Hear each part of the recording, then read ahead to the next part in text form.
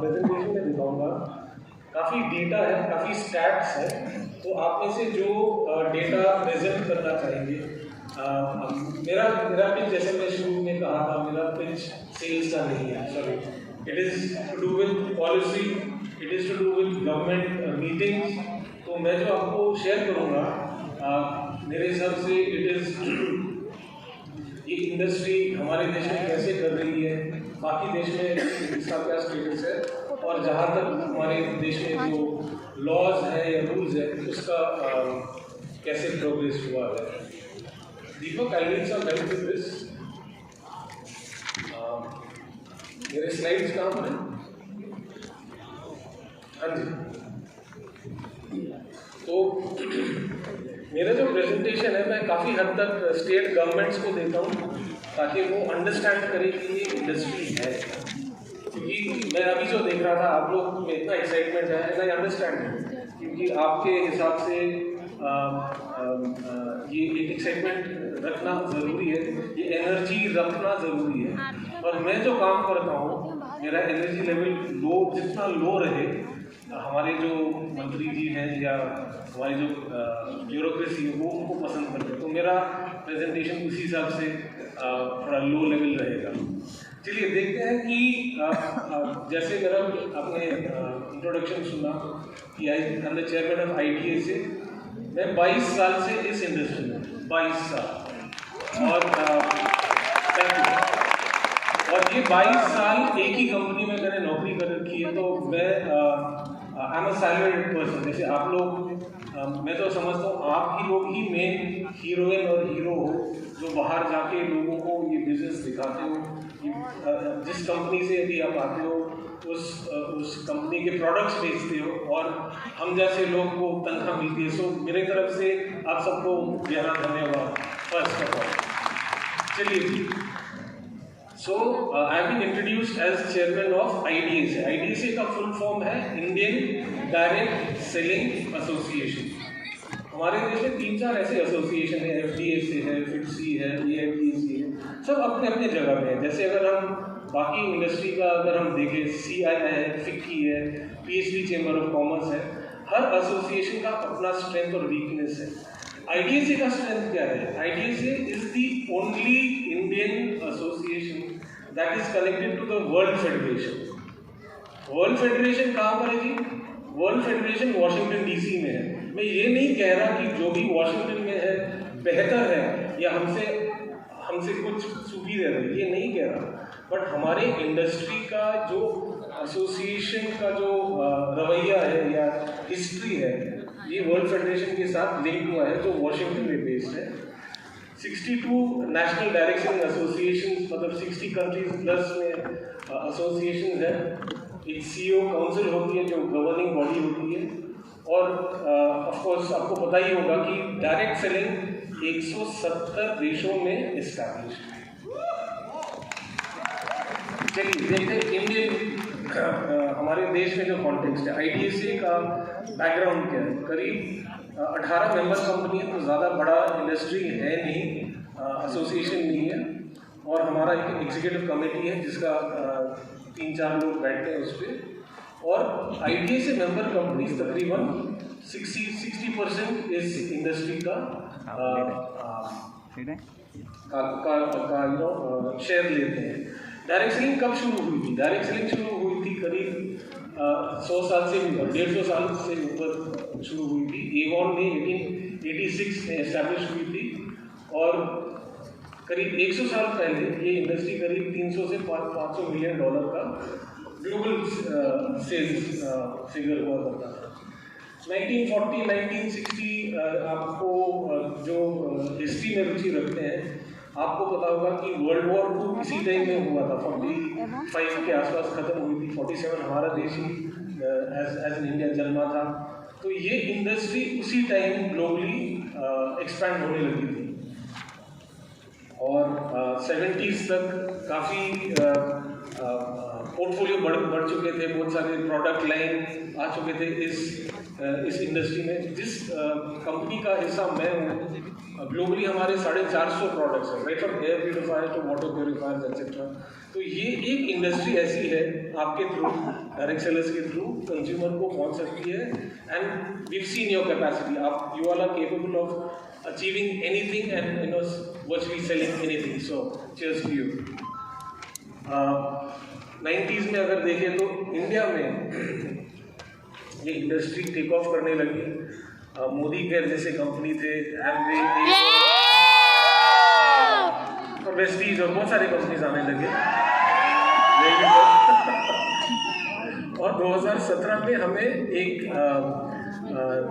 जब क्लैरिटी आई थी तो ये इंडस्ट्री करीब 10,000 करोड़ का टर्नओवर था हमारे देश में। ग्लोबली अगर देखा जाए तो 2018 से अगर हम 2021 का प्रोग्रेस देखें, this is in billion dollars. माफ कीजिए, मैं करोड़ों में नहीं ये डेटा दे रहा, क्योंकि ग्लोबली जब हम बात करते हैं तो अनफॉर्चुनेटली डॉलर में हम लोग बात करते हैं। तो ये इंडस्ट्री का ग्लोबल ट्रेंड है। ग्लोबली तकरीबन आज के डेट में कहूँगा तकरीबन 190 billion dollar, just for round figures, 186 point doesn't make sense. So रफली we are at around 190 billion dollars. Please remember that figure. और अगर हम ग्लोबल ट्रेंड्स देखें, कौन सा which region is got maximum no prizes, Asia is number 1 with 42%। यार तालियां मारो यार, एशियन है। Thank you. America 36%, Europe 21%, Africa तो अभी तक शुरू ही नहीं। और अगर हम प्रोडक्ट कैटेगरीज का देखें, ग्लोबली वेलनेस 35% अकाउंट करती है, cosmetics 25%, house hold goods 16%, clothing, financial services, others. कितने लोग जुड़े हैं ग्लोबली इस इंडस्ट्री के साथ? ऐसे आप जैसे डायरेक्ट सेलर, तो तकरीबन मैं कहूँगा अराउंड, लेकिन अगर मैं राउंड फिगर लूँ तो 130 मिलियन लोग हमारे इंडस्ट्री में जुड़े हुए हैं, जिनमें से महिलाएं बहुत ज़्यादा है हमारे बट ये ग्लोबल पिक्चर है। अगर हम इंडिया का अगर देखें तो ये आंकड़े कुछ बदल जाते हैं। सच एज वाइज अगर हम स्प्लिट देखें तो this is the age wise split of people who take to direct selling. ये आपके कितना काम का है, I am not too sure, but जैसे मैंने कहा था, ये हम लोग गवर्नमेंट के साथ ये डेटा शेयर करते हैं ताकि उनको एक अंदाजा हो कि ये इंडस्ट्री तकरीबन, मतलब अगर देखा जाए 18 से 50 के ऊपर तक के लिए it can be applicable as such. तो ये है ग्लोबल पोजीशनिंग जो 2019 में थे। इंडिया का पोजीशन 15वें नंबर पे था। तो इंडिया जो ग्लोबल जीडीपी है, इंडिया का नंबर रैंक क्या है, किसी को पता है क्या?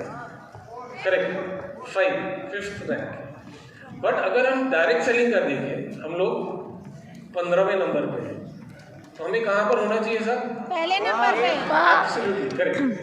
बट वो प्रोग्रेस उतना तगड़ा नहीं है। जैसे मैंने आपको पहले कहा था कि अगर ग्लोबल ये इंडस्ट्री का साइज 190 बिलियन डॉलर है, इंडिया का कंट्रीब्यूशन 2020 में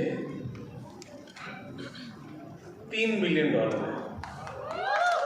नहीं, एक्चुअली उतनी मतलब गर्व की बात है सच है नहीं। हमें कम से कम $30 बिलियन होना चाहिए कि नहीं? 10 गुना होना चाहिए कि नहीं?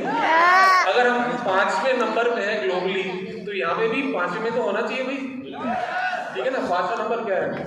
15 को तो हम लोग तोड़ देंगे, 30 के लिए एम करना चाहिए। करेक्ट। चलिए, ये शायद रिपीट है। 21 में हम लोग 12 नंबर पे ही है। तो growth from 3 billion to 3.25 billion steady growth है, बट उतना नहीं कि जितना ये पोटेंशियल है हमारे मार्केट का। इंडिया में अगर देखें तो 2017 से 2021 का ग्रोथ ऐसा रहा है। आज मतलब 2021 में हम लोग का टर्नओवर हमारे देश में 18,000 करोड़ का है। यस, बहुत अच्छा। और आज के डेट में मैं देखूंगा तो कम से कम 20,000 करोड़ के आसपास का बिजनेस होगा। पर अगर हम ये फिगर FMCG के टोटल कॉन्टेक्स्ट में देखें तो उतना इंकरेजिंग नहीं है, इन द सेंस कि there is lot of scope for growth. तो जैसा हम देख रहे थे कि ग्लोबली 35% है वेलनेस का, लेकिन हमारे देश में वेलनेस का कंट्रीब्यूशन तकरीबन 60% के आसपास है। कॉस्मेटिक्स नंबर 2 है 22%। तो दोनों मिला के तकरीबन 80% मार्केट ये दो प्रोडक्ट रेंज ही पकड़ लेते हैं, विच इज़ प्रॉबेबली रिफ्लेक्टिव की समाज की ज़रूरतें क्या है, उसी हिसाब से हम लोग का जो है। और अगर हम देखें रीजन वाइज, नॉर्थ इंडिया सबसे हाईएस्ट है 29%, नॉर्थ ईस्ट तकरीबन 8%, ईस्ट 26%, वेस्ट 23% और साउथ इंडिया से कोई है क्या आज ऑडियंस में? वेरी गुड, नगर किंग के साथ फिर। So this is the regional spread of the industry. अगर हम स्टेट्स का देखें, उड़ीसा नंबर 5 पे है, बिहार नंबर 7, उत्तर प्रदेश तीसरे स्थल पे, वेस्ट बंगाल दूसरे और महाराष्ट्र नंबर 1। और ये जो फिगर्स, सॉरी, एक मराठा लाख मराठा। जय महाराष्ट्र, जय महाराष्ट्र, जय महाराष्ट्र। तो ये फिगर्स जो है IDSA का एनुअल सर्वे में, हम लोग हर साल एक सर्वे करते हैं IDSA मेंबर कंपनीज का और मार्केट का भी, और ये तकरीबन पिछले 5 साल स्टडी रहा है ये स्टेट का जो स्प्रेड जो है। अगर नंबर्स देखें, तकरीबन 80 लाख लोग जुड़े हुए हैं इस इंडस्ट्री में। तो ये हमारे लिए बड़ा पावरफुल एक स्टेटमेंट होता है, करेक्ट? हमारे लिए बहुत एक पावरफुल स्टेटमेंट होता है जब हम गवर्नमेंट के पास जाते हैं कि हालांकि हमारे लोग मतलब हम कैसे कहें, we can not show it in exact numbers, but हमारे एस्टिमेट्स में तकरीबन 70 लाख लोग हैं। और जैसे हम लोग दिखा रहे थे कि ग्लोबली 70% से ऊपर महिलाएं हैं, तकरीबन 80% और 22% मेल है। हमारे देश में वो जो स्टैटिस्टिक्स है थोड़ा रिवर्स है, 50-50 नहीं कहूँगा, 53 वर्सेस 47, जो हमें दिखलाता है कि ये जो इंडस्ट्री है, it is not a casual, it is a full time effort for many families. और एज वाइज स्प्लिट में अगर किसी को रुचि है तो this is the age wise split of direct sellers in India. और ये सब है कारण, आप लोगों को ज़्यादा पता होगा। एडिशनल इनकम सोर्स के लिए 41%, self employment 37%, networking and socialising 9%, flexible working आज 7%, no formal qualification 5% to join direct selling. चलिए इसमें मैं थोड़े स्टैटिस्टिक्स देता हूँ, बिग पिक्चर का। You look at let's say global stats, global economies. I'll hurry through this because it is very boring. But if this is the progress of the global economy in terms of $1 trillion. Sorry, this is the India figures in $1 trillion. आज के date में 3.17% है। और अगर हम अपने आप को कंपेयर करें बड़े इकोनॉमीज के साथ, this is how we stack up in terms of GDP growth rate, inflation rate, unemployment rate and debt to GDP ratio. I'm sorry, ये बड़ा boring statistics है, but important. फिर फोटो ले लीजिए क्योंकि काफी सेल्फ एक्सप्लेनेटरी है। But sorry sir, very good, thank you so much. तो ये प्रेजेंटेशन दीपक जी के साथ है, I am sure he will make it available to you all electronically. अच्छा, अगर हम इंडिया का पोजीशन देखें वर्ल्ड इकोनॉमी में, तो 2012 में हम लोग तकरीबन 2.42% शेयर हमारा था ग्लोबल इकोनॉमी में, जो आज के डेट में तकरीबन 3.3% पे है। एंड अगर वर्ल्ड का ग्रोथ रेट देखें 3% से कम है, हमारे देश में 6% से ऊपर है। So we are double of that, absolutely long way to go. तो इन अ वे मैं कहता हूँ कि हमारा जनरेशन जो वी आर वेरी लकी, क्योंकि हमारा economy is on a very strong footing और ग्रोथ का हर तरफ से चांसेस है। The reason I am sharing this with you is कि अगर इकोनॉमी ग्रो करेगी तो ये इंडस्ट्री भी ग्रो करेगी ऑब्वियसली, और so will you as such. GDP by country US 22.23 trillion dollars बोले, चाइना 17.73, जापान थर्ड पोजीशन में 4.9, जर्मनी 4.22। ये थोड़ा पुराना है, 2021 का है। जो हम देखेंगे अगले स्लाइड में, इंडिया और यूके का जो नंबर्स हैं इंटरचेंज हो जाते हैं। I'll just skip through some of this. Back, oh gosh. Thank you.